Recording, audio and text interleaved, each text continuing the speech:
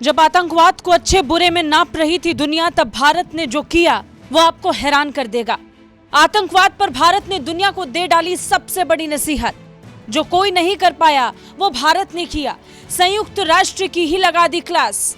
संयुक्त राष्ट्र में दुनिया को याद दिला दी हकीकत, बता दी भारत ने असल सच्चाई।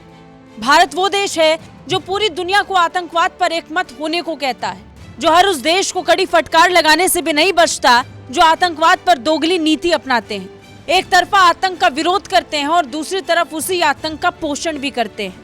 भारत ने अक्सर विभिन्न वैश्विक मुद्दों पर दुनिया के ताकतवर देशों के सामने भी अपने स्वतंत्र विदेश नीति का पालन करने से वो नहीं चूकता है।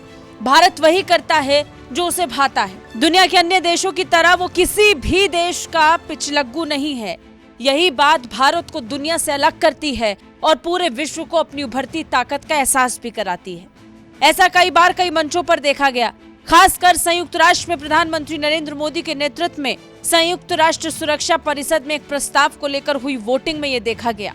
एक प्रस्ताव पर हुई वोटिंग में परिषद के 15 में से 14 सदस्य एक तरफ खड़े दिखे, लेकिन भारत ने यहाँ भी अकेले खड़े होकर दुनिया को अपनी चिंताओं से अवगत कराने की हिमाकत दिखाई। यूएनएससी में मानवीय सहायता को संयुक्त राष्ट्र के सभी तरह के प्रतिबंधों के दायरों से बाहर रखने के प्रावधान को लेकर एक प्रस्ताव लाया गया था, लेकिन यहाँ भारत ने जोर देकर कहा कि प्रतिबंधित आतंकी संगठनों ने इस तरह की छूट का भरपूर फायदा उठाया है और उन्हें वित्तीय मदद जुटाने और लड़ाकों की भर्ती करने में मदद मिली है।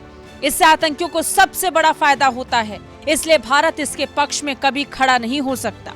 Our concerns emanate from proven instances of terrorist groups taking full advantage of such humanitarian carve-outs and making a mockery of sanctions regimes, including that of the 1267 Sanctions Committee.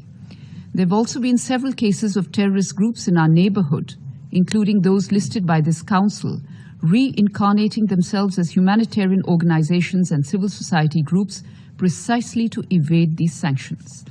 These terrorist organizations use the umbrella of the humanitarian assistance space to raise funds and recruit fighters.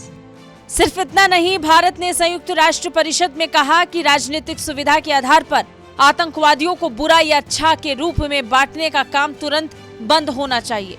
एक अवधारणा note जारी करते हुए भारत ने संयुक्त राष्ट्र परिषद में कहा कि आतंकवादियों को बुरा या अच्छे के रूप में नहीं बांटना चाहिए और इस तरह से गुड टेररिज्म और बैड टेररिज्म करना आतंकवाद के खिलाफ लड़ने के लिए साझा वैश्विक प्रतिबद्धता को और कमजोर करने वाला लगता है।